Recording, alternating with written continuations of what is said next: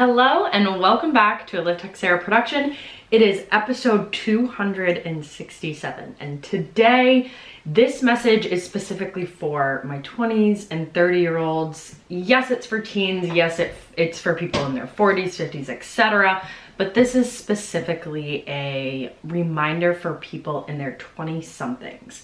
I know that you guys feel it. I feel it, that you're supposed to have everything figured out. But today we are going to talk about challenges and triumphs and really the process of overcoming, the process of being in your 20s and 30s and figuring it out. Trust me, I am 100% with you.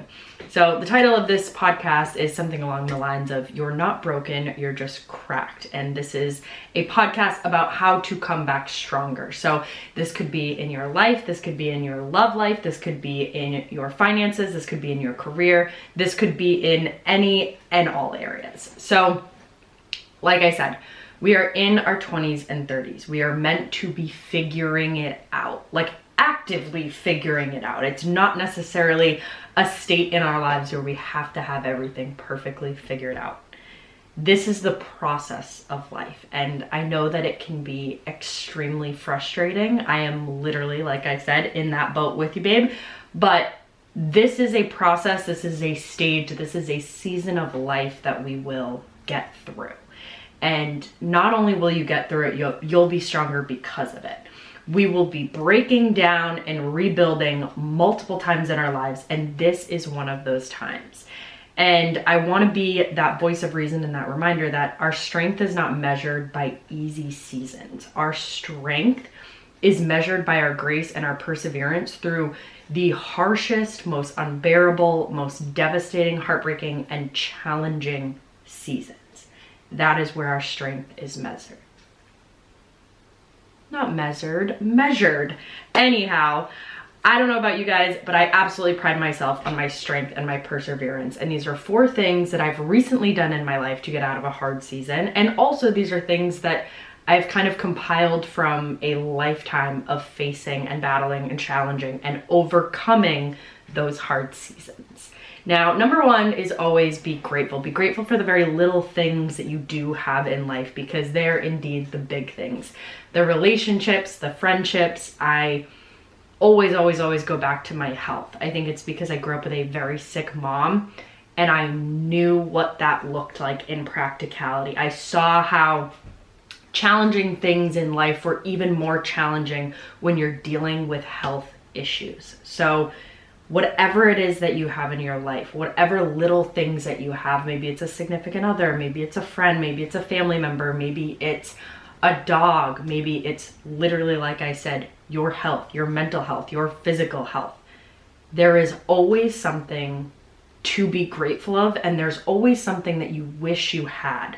Like at any point in your life, you can look back and say, wow, this is something I really wanted at one point in my life. Whether that was you at 5 years old, whether that was 15 years old, whether it was 25 years old, there is something that you have now that you've worked towards and worked on and have accumulated over time. There is always something to be grateful for. Number 2. Do not, under any circumstances, compare your success or lack thereof, once again, in certain areas, in whatever areas you're going through this tough season. Do not compare your success or lack thereof to others.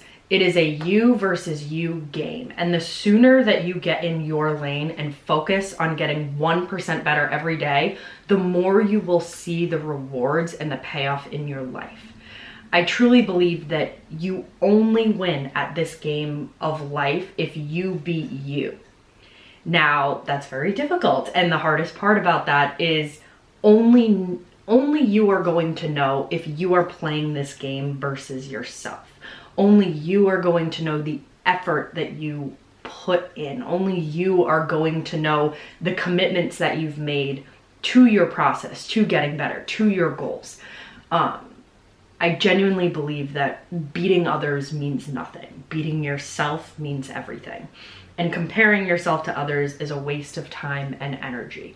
Use that time and energy to invest in you. Number 3, acknowledge your growth. Now, this is one that I struggle with because of the second part to it that I'm going to bring up. So if you want to grow, if you want to get out of a tough season, you have to acknowledge your growth while also acknowledging your mistakes. Now, please do yourself a favor, give yourself a pat on the back for the things that you have done, for the things that you have accomplished, for the things that you have overcome, genuinely for how far you've come from where you used to be. But also acknowledge all of the things that maybe you made mistakes with, maybe you regret, maybe you are ashamed of. These are things that not only do you have to acknowledge, but also forgive. So guilt and shame and beating yourself up genuinely serve no purpose in your future. It's very important to identify the things that you did wrong, so to speak, the things that you messed up on, the mistakes in life. Also understand that, maybe I always have this idea that if you knew better, you'd do better. So looking back on past mistakes, maybe you didn't know what you know now. Maybe you didn't know then what you know today. That allows you to look at things differently. Be grateful for that perspective. But especially if you lean that way towards beating yourself up, it's important to acknowledge your mistakes, but it's also important to move on. Acknowledge it and learn from it and feel the pain and the weight and the gravity of mistakes and poor decisions. But also, if you want to move on and be better in the future because of it, it's something that you have to let go. So acknowledge your growth, acknowledge your mistakes, but allow yourself to move on. Number 4, remember, this one's my favorite. I have done this on multiple podcasts. Remember that no one is coming to save you. Nobody is ever going to teach you how to do it. Nobody's ever going to ask you the deep, dark questions that you need to answer within your own life. No one will ever do the work, whatever the work looks like, for you. So whether this is like deeply emotional work, whether it's spiritual work, whether it's like tangible physical work, things that you have to do in order to accomplish your goals, nobody will ever do it for you. Nobody's going to be there when you're lacking motivation. I think a very good way to look at goals in life is that you are not deserving of a specific goal unless you put in the work for it. And yes, there will be lulls in life, there will be lulls in your business and in your career, but the way in which you pick yourself up from your bootstraps will be the deciding factor. That will determine how successful or unsuccessful you become. The lulls will be there, but how you deal with it says everything. Now, for the more tangible ways and activities that we can start this comeback process is, once again, by a journaling workbook style prompt. I believe in this. I think that it's like the closest thing that you can do to like a coaching session where you're getting your ideas and your process out on paper. So I was gonna say take out a piece of paper, but I did briefly, quickly just draft up a quick little, what is it called? Like a PDF, something that you guys can download, and it's like basic and simple. So if you can't do that, if you don't have a printer, this is so there's no excuses. I made it super, super simple and something that you can copy on any piece of paper. We're going to talk about assessment, goals, and commitment. So in the first column, I have 3 things listed here. If you guys have more things in your life that you want to focus on, print out 2 of these, do 2 pages of this. If you have 3 specific things, do that. So first off, we're going to make a list of all of the things that you don't like in your life. Now, the bottom is like, this is like the number 1 thing. This is the number 1 thing that I don't like in my life. And this is what I want. So firstly, in the first column, write out the list of things that you don't like in your life. I want you guys to be specific. I want you to be detailed. I want you to think about these things before you write them down. I don't want this to be like a brain dump. There's a good amount of lines, but make that very specific about what you don't like in that area. As you're figuring out some of these, okay, I don't like this area of my life. I don't like that area.